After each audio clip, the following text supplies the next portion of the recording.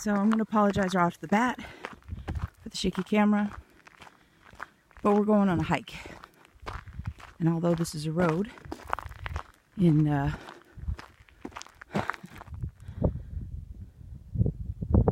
somewhere in Nevada,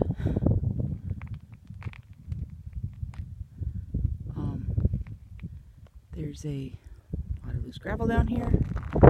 There's some big rocks. So if I'm walking, we're bouncing. And I'm trying to do the audio a little bit better. I know since I am using my iPhone, I don't have like a fancy microphone jack or a fluffy thing to keep out the wind. But, you know, you got what you got, you work with what you got, and that's what it is. So, a couple of things. I'm out on this hike because I have to think through some stuff. Someone posed a question to me last night, one of my subscribers, that got me to thinking. How much are we willing to give up to have some of what we want? Versus, where's our line? And we say, I want it all and I'm not willing to compromise. Now, I think that doesn't just have to do with van dwelling or a chosen way of life.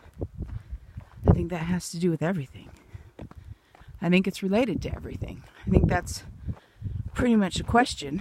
It wasn't posed to me that way. It was a different question, but that's the question that came out of it. It was, where's the line? I think that's a question that everybody has to ask themselves. And not just once, but several times. I heard someone speaking just the other day, and they were saying 3 months. 3 months is enough time to make a difference, to change, if you want to change. And it's a good time to reevaluate without going so far that you lose sight of what you're aiming for. My aims are pretty simple. My goals are pretty simple. My needs are pretty simple. I try to keep it that way. Because for me, I can get overwhelmed with all the crap that is the world. And when I get overwhelmed, I get sick. Physically ill. Quite badly. At one point, I was near debilitation. And it's not drugs. It's not doctors. Not any of that crap that got me out of it. It was me. Sheer force of will. Sheer determination to just not lay down and take it. Not take the diagnosis. Not take the bullshit. Just get up and do something every freaking day. And keep doing it. And do more. As I can do more, I do more. So yeah, when I go on these hikes and I share them with you, you're going to hear me huffing and puffing because my cardio system is in crap shape. And I admit it. For those of you who have actually seen me on videos, I don't post myself on my channel because personally it's not about me. It is me, but it's me not being about me. That makes no sense, I'm sure, but somehow that's how it goes. And no, I'm not going to edit all the crap out just because somehow that's how I think.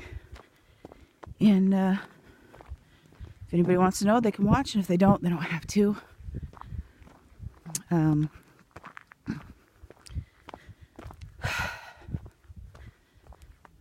Maybe I philosophize a lot. I don't know. Anyway, back to the question at hand. Where is the line? And I've had a rough morning, I gotta tell you. It's been a real rough morning. Woke up with that question. I went to bed last night with that question in my head. Woke up with it this morning. I was awake with the dawn. Still thinking about it, and here it is like 9 o'clock in the morning. I'm finally getting out of my van and walking around and looking around. And Still in my mind. Where's the line? So, everybody has to ask themselves, where's the line? How much are you willing to give up in order to get some of what you want? Versus taking the chance that you're going to lose it all in an attempt to get exactly what you want. Now, in some things, that's a pretty easy question. If we ask ourselves that multiple times a day, are you willing to go without the ice cream? Because what you really want is the cake. Knowing that maybe the store with the cake might be closed by the time you get there, but you're already at the ice cream shop. Depending on how much you love cake, it could be a cut and dry question. Comes to love, that's always harder for everyone. I don't think that's just a woman thing. I think that's a man thing too.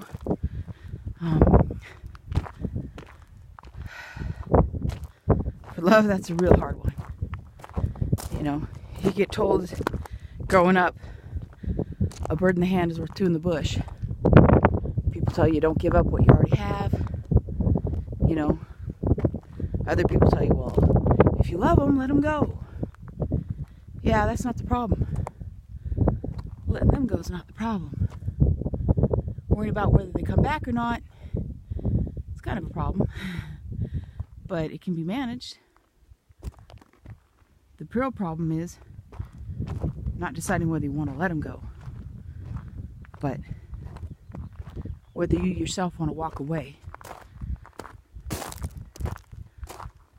And when it comes to van dwelling, it's a question asked too. If you're on a tight budget, like a lot of us are, I don't know how many people actually see the videos of people who are in vans, pretty much living paycheck to paycheck, for one reason or another. The savings, something happened, and the reserve savings they had for emergencies got eaten. And now they're trying to figure out what to do, but they have certain obligations they have to take care of, want to take care of, want to handle. Do you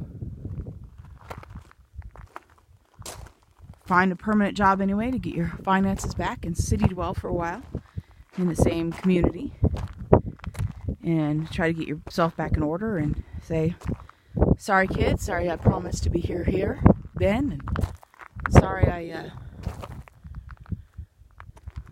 promised to help out with this or whatever, but I just can't. Or do you say, you know what?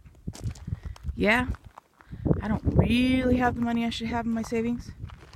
I could maybe get by for another month if I really tighten those purse strings. Yeah, that fuel getting there is going to be hard. Yeah, my account's going to take a beating on that one. But you know what? I'm going to do what I said I'm going to do. And these are the question of the line shows you who you are. It shows you where you're willing to give and where you're not. I know a lot of people, and I don't fault them for this. It takes a lot of strength to do this. It takes a lot of willpower to do it. It takes knowledge of survival. Putting themselves first and going, you know what? I know I said I'd be there. I'm really sorry. I'd like to be there. But I messed up. And I can't be there because I have to work this job and I have to stay still and I have to get my feet back under me because I'm no good to anyone before I do that. And to own up to that, to claim that, to take that stance takes a lot of guts. I am the type of person who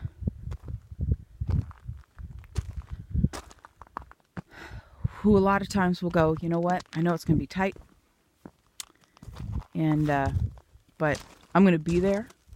I'm going to do what I said I was going to do. I'm going to come through like I said I would, because I I'd want someone to come through for me in the same circumstance. And I'm going to be that person that I want to be. And then you pray a lot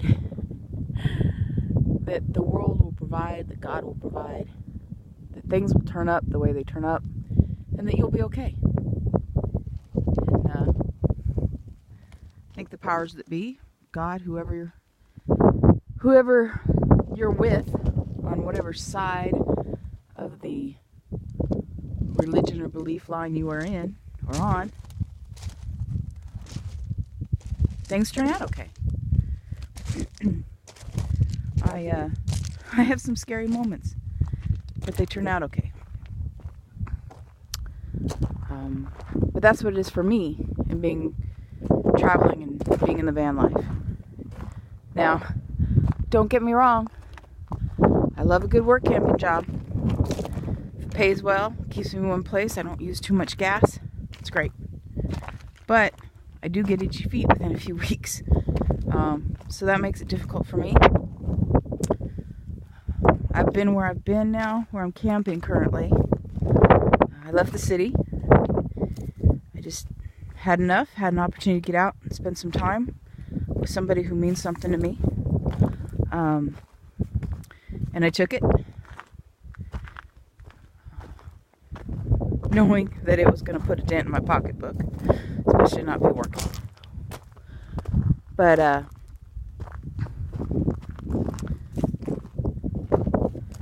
I'm much more of a mover than those around me. I'm much more of a get out and do, move every day, because I have to. But I also found that I missed it when I was younger. I was very active when I was young, and gotta say I miss that. Not that I'm gonna go climb Mount Everest ever, or jump out of a perfectly good airplane. I am not an adrenaline junkie. Trust me, my life as it is pumps me full of enough adrenaline for 3 or 4 of me. So I don't really need to add anything to that.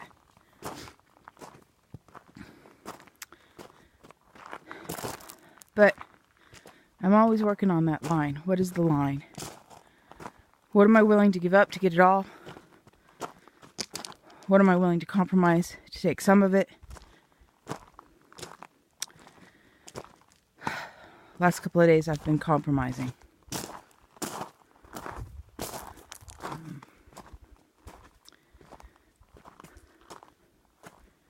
I'm not sure if that's the way to go.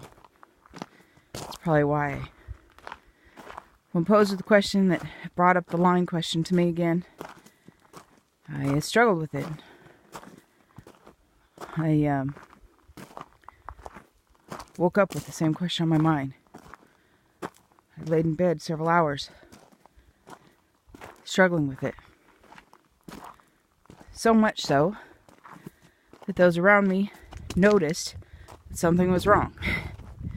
Which usually I'm pretty good at covering that stuff up when I'm around other people. Sometimes, sorry, I don't even know when I'm video recording because I'm just walking.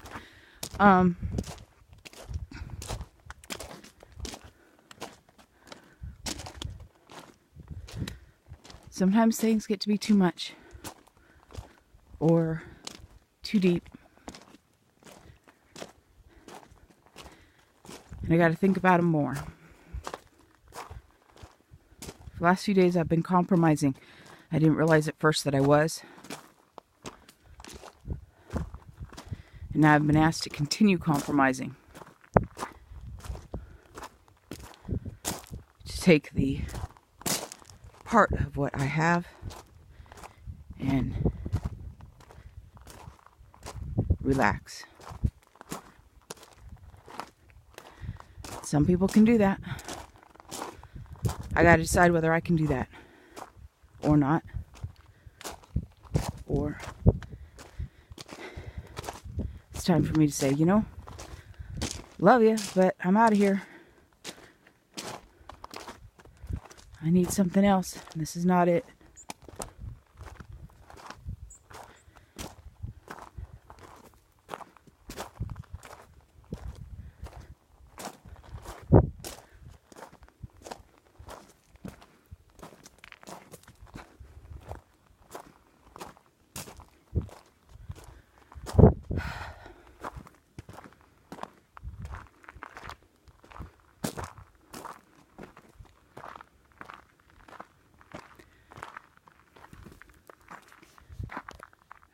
Regardless of where your line is or what you're thinking about today, or if you've even decided what it is you want yet, make sure you get out. If you're in a city, just walk outside. Not everybody's built for nature and the outdoors. Some people grow up with it, some people don't. Some people live in the city and then just end up running to the outdoors and loving it. Country life's the way to go for a lot of us. Nomad life for a few of us. And camping for those that are even hardier, braver, crazier, I don't know, stronger.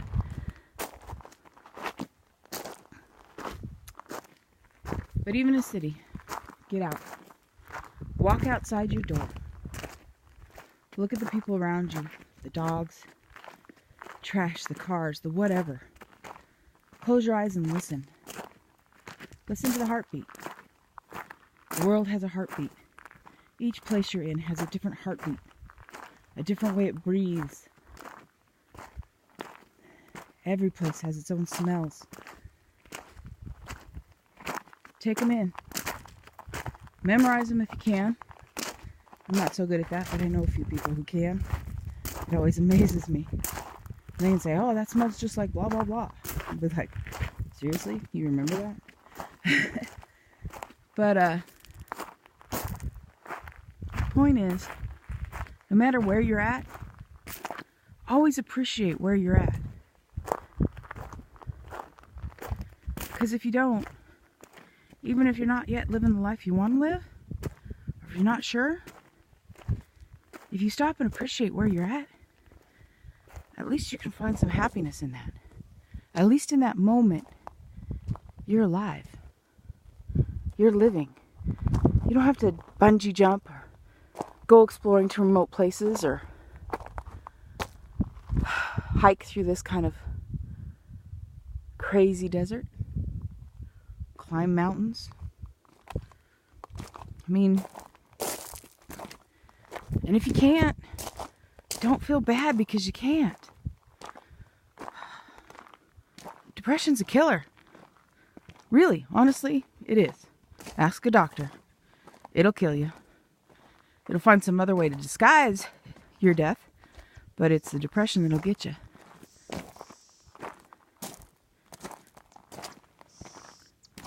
Appreciate where you're at. Appreciate where you're going.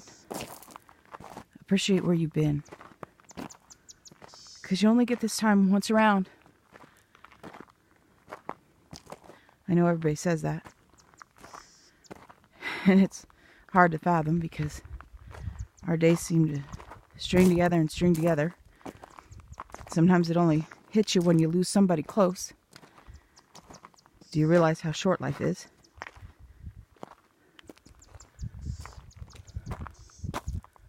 Other times you have a close call. That tells you how short life is. But it doesn't really matter how long you have on this planet, how short a time you have on this planet.